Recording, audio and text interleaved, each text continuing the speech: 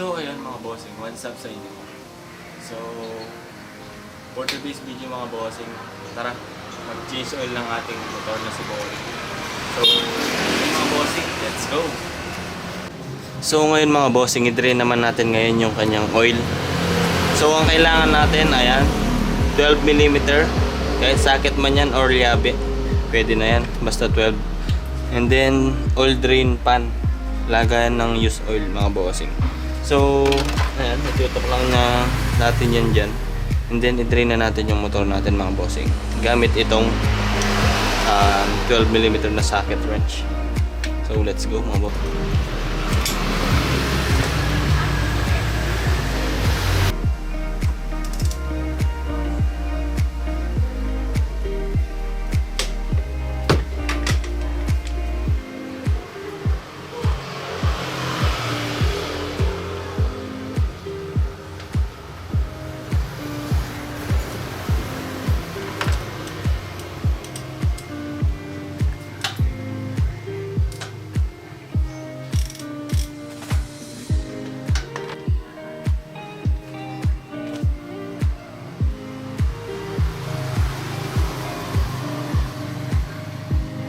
So ayun mga boss, hintayin lang natin ngayon ma-drain niya lahat yung oil, and then balik lang natin itong drain plug, tapos magsalang na tayo ng bagong oil niya mga boss. So ayun, hintayin na muna natin siya ma-drain.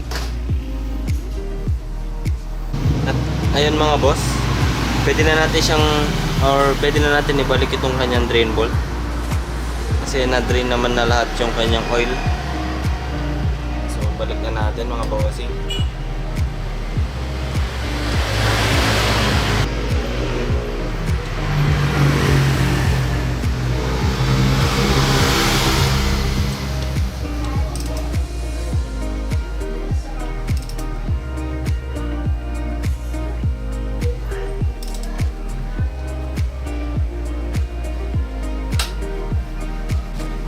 So ngayon mga boss, pwede na tayong magsalin ngayon ng kanyang bagong oil. So ito pala ang gagamitin natin na oil mga boss. Ayan, Motul oil. So bakit nga ba Motul oil mga boss? Kasi ito yung sikat na brand na ngayon ng scooter na oil. Kaya goods din to. Goods din siguro to mga boss. And iti-test natin siya mga boss kung goods na goods siya sa motor natin, or may pinagbago ba after natin siyang palitan ng oil. Kasi yung last natin na oil is Honda, yung Honda synthetic na pang scooter na kulay blue yung takip niya dito. So ayun mga boss, tara magsalin na tayo mga boss para ma-test na rin natin yung motor natin kung may pinag-iba ba pagtapos mailagay nitong Motul oil na to. And gagawa tayong review soon mga boss kapag nagamit na natin itong mga 2 weeks or 1 week na usage mga boss. So ayun mga boss, open na natin yung kanyang takip ng or yung oil cap niya para makapagsalin na tayo.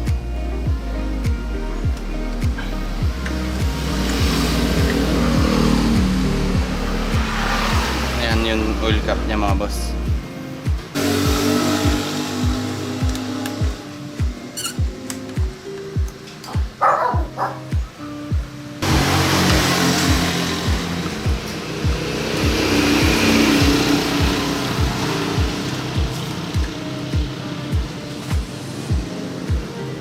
So kakailanganin nyo rin pala ng embudo mga boss. So ilagay lang natin siya dyan para makapagsalin na tayo.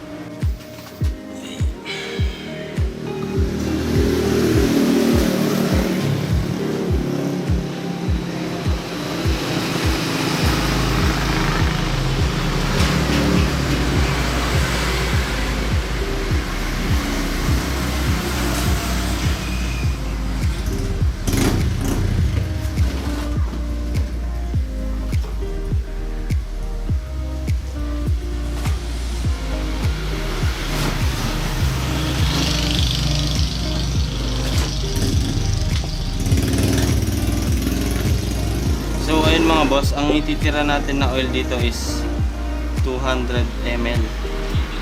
So yung 200 ml nandito siya, yan dito. Dito yan, oh. Hindi pala kita. Ayan, dito siya yung 200 ml mga boss.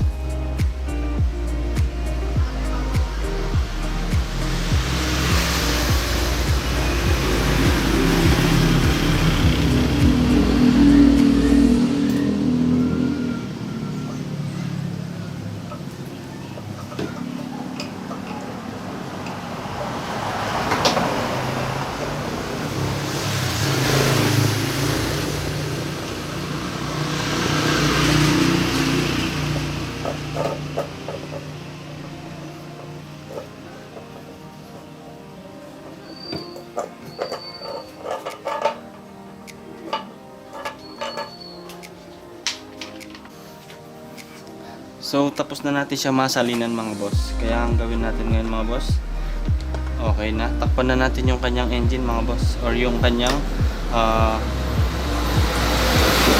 salinan ng langis.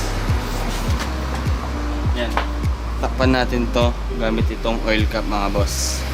So ilagay na natin to.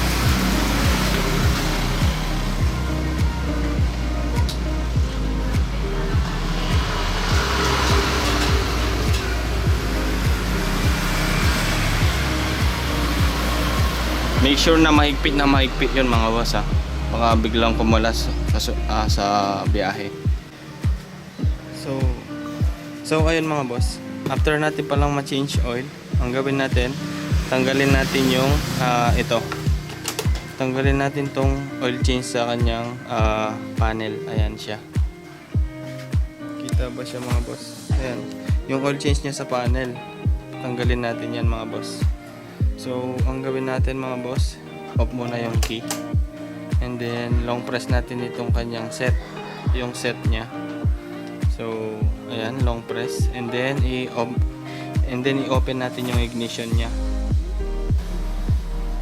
Ayan, ka-open ng ignition key. Ayan, natanggal siya mga boss. Hintayin lang matanggal yung oil change sa panel. At goods na yun mga boss. Pwede nang paandarin ulit yung motor nyo. So, let's go mga boss.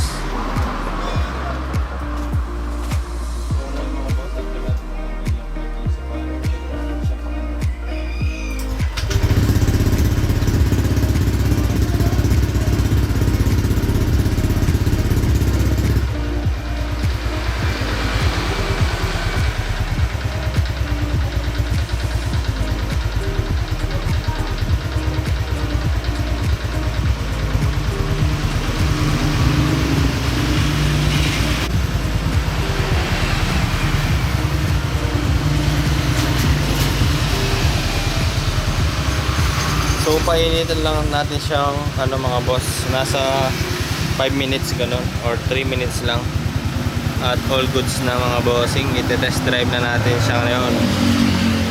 Pagkatapos natin siya mapainit, pwede na natin siyang i-test drive mga bossing.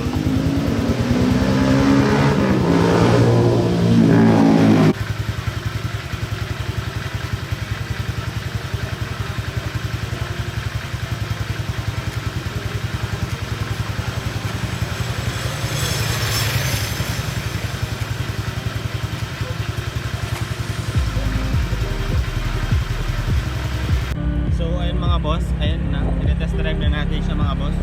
So far so good siya mga boss. Napaka responsive na yun ang throttle natin. Yan siya, oh.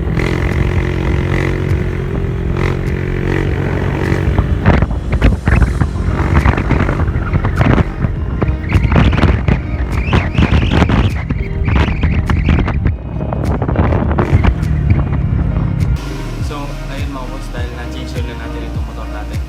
So dito na tayo magtatapos mga boss. So ang susunod natin video mga boss is yung review ng oil na to. I-review natin yung oil kung maganda ba yung motor. Kaya ayun mga boss, maraming salamat sa panonood, and maraming salamat sa panonood mga boss. Sa susunod pang video mga boss, sana support naman nyo pa rin ako mga boss. So ayun lang mga boss, dito na tayo magtatapos. And bye bye mga boss. Aras palagi, in and out. Peace.